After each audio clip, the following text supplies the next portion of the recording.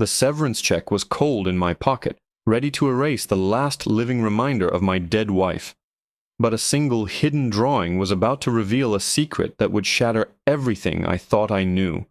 The severance check felt cold in my jacket pocket, a crisp, rectangular finality.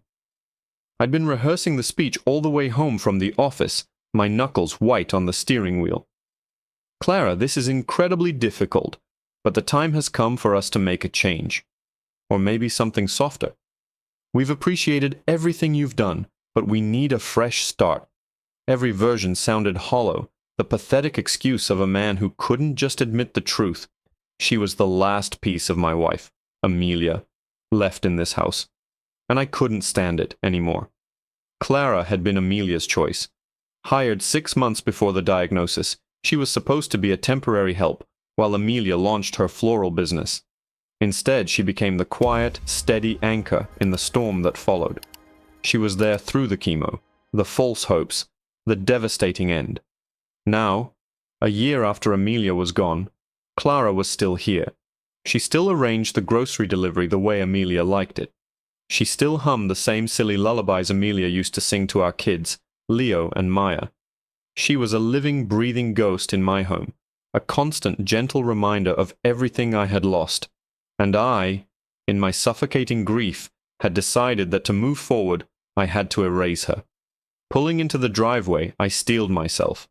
It was a Tuesday, a perfectly ordinary, brutal day to turn someone's life upside down. The house looked quiet, the windows dark against the gray afternoon sky. Usually, by this time, I could hear the shrieks of 4-year-old Maya chasing her 7-year-old brother, Leo, through the backyard. Today, only an unsettling silence greeted me. A knot of unease tightened in my stomach, overriding the guilt. I let myself in. The air inside was still and heavy, laced with the faint medicinal scent of eucalyptus. "Clara?"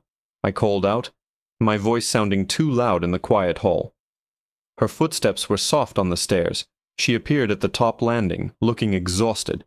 Her usually neat brown hair was slightly frizzy, and there were dark circles under her eyes I hadn't noticed before.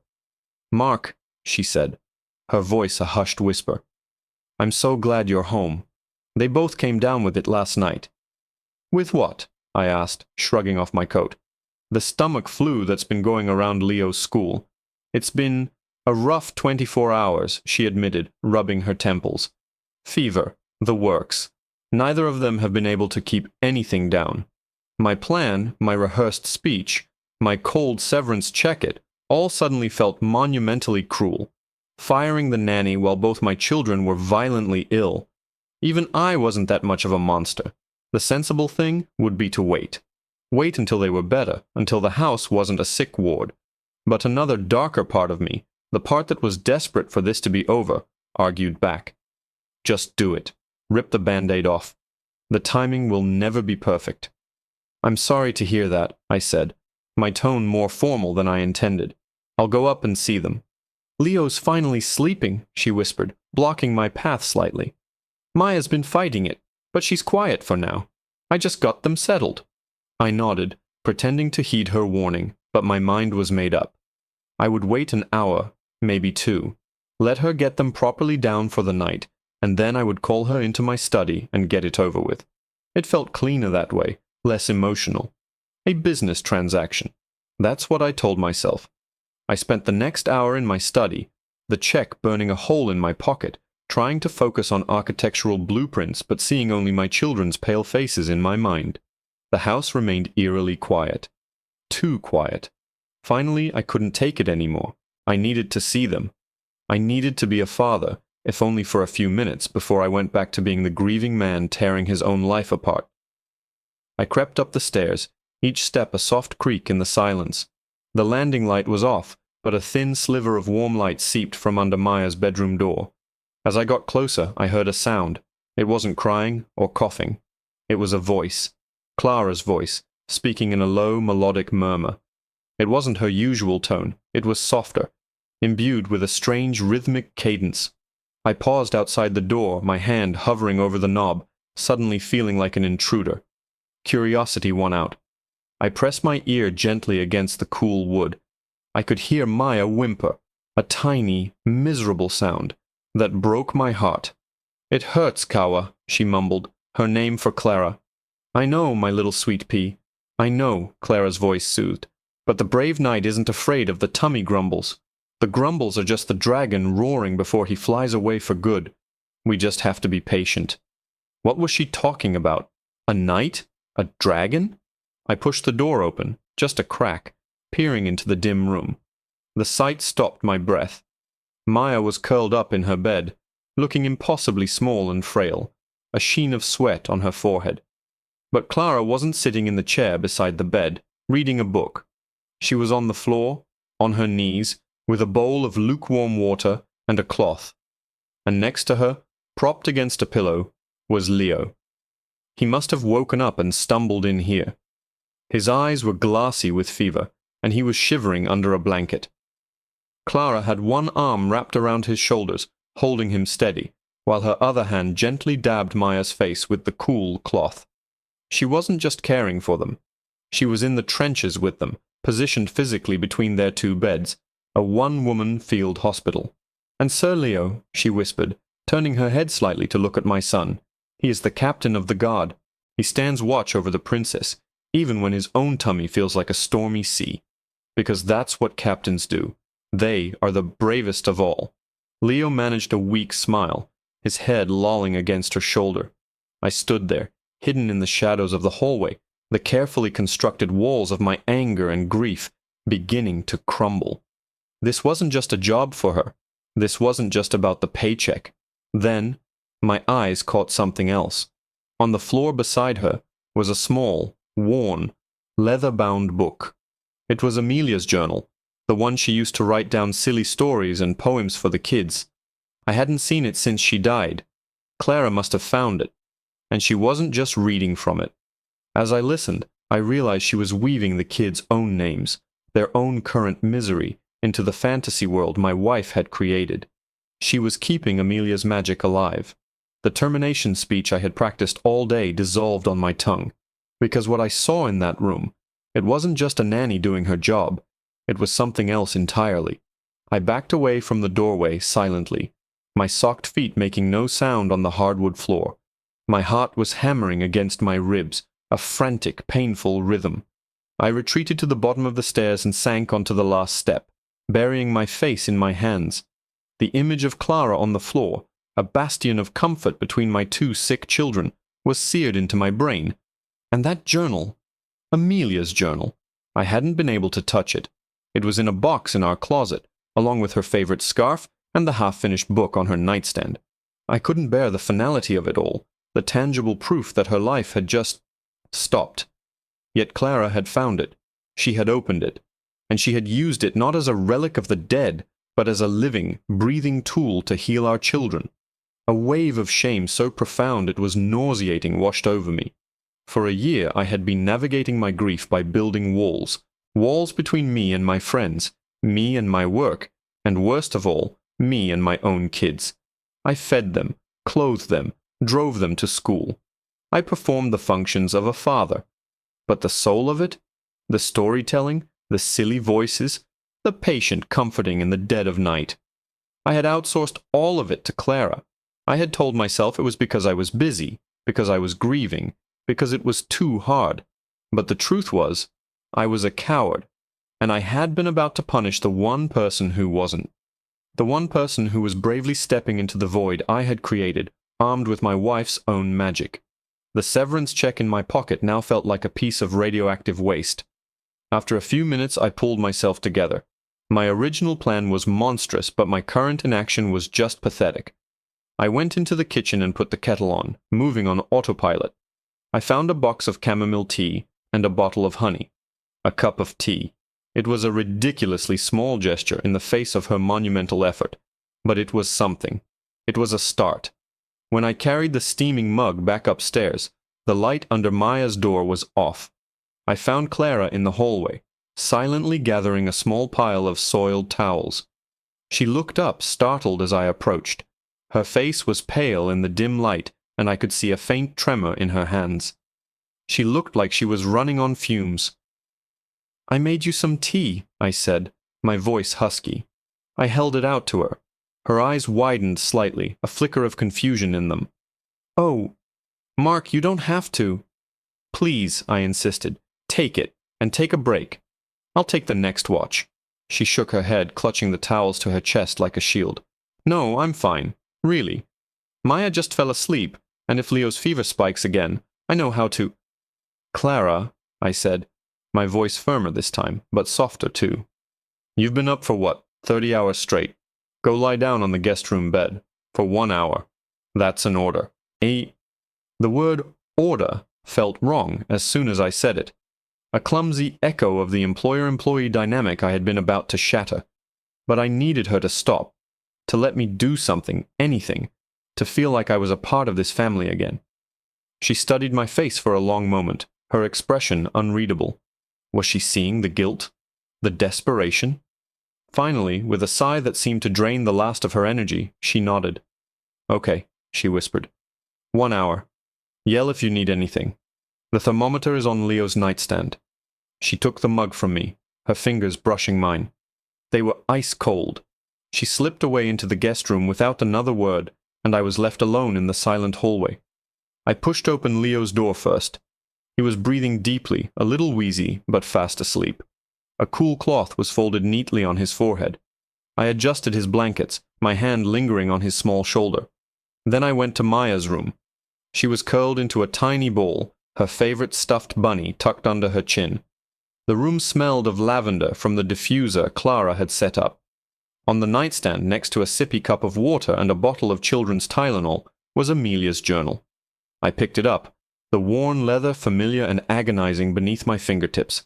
My plan was just to move it, to put it somewhere safe. But my thumb traced the embossed lettering of her initials, AMW, and I found myself sinking into the rocking chair in the corner of the room. I didn't mean to open it. I told myself I wouldn't, but I did. My breath hitched as I saw her elegant, looping script fill the first page. It was a silly poem about a squirrel named Squeaky. I could almost hear her voice reading it, the way she would raise her pitch for the squirrel's dialogue. A tear I hadn't realized was coming slid down my cheek. I turned the page, then another. It was full of stories, ideas, fragments of dreams for our children. And then, tucked between a story about a magical tree and a list of potential names for a goldfish, a folded piece of paper fell out and fluttered onto my lap. It wasn't Amelia's stationery. It was thick, slightly yellowed drawing paper. I unfolded it carefully. It was a child's drawing, done in crayon. A portrait of a girl with bright red pigtails and a missing front tooth, standing under a ridiculously large, smiling sun. It wasn't Maya's artwork. The style was different, and it definitely wasn't Leo's. At the bottom, in wobbly, first-grade letters, was a name, Lily, and beneath the name, a date from 5 years ago. I stared at it, a cold dread creeping up my spine. This wasn't ours.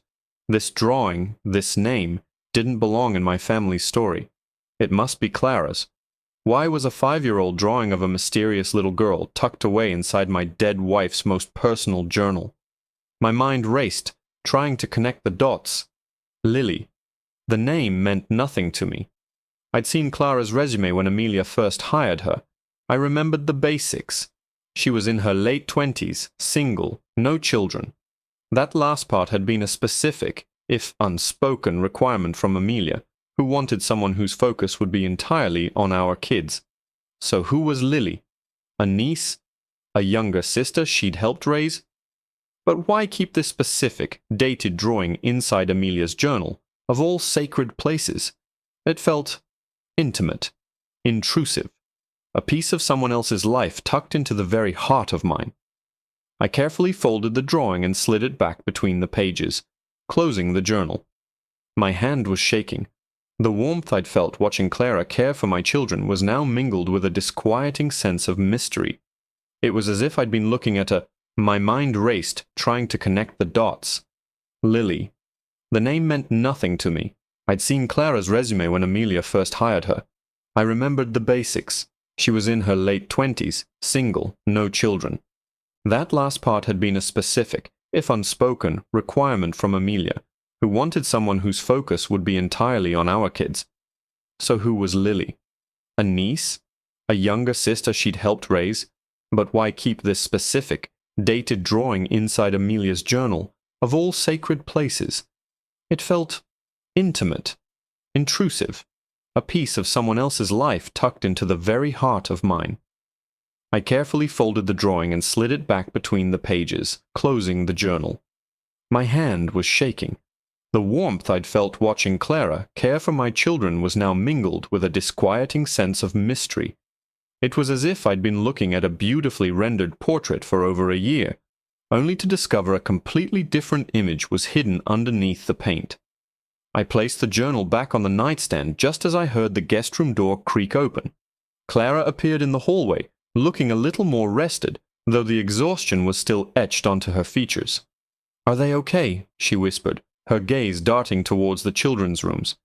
"They're both sleeping soundly," I said, my voice low. I couldn't bring myself to meet her eyes. "Clara, can we talk for a minute? In my study." A flicker of fear crossed her face. This was it. She thought the late-night summons to the study meant exactly what I had originally intended it to mean.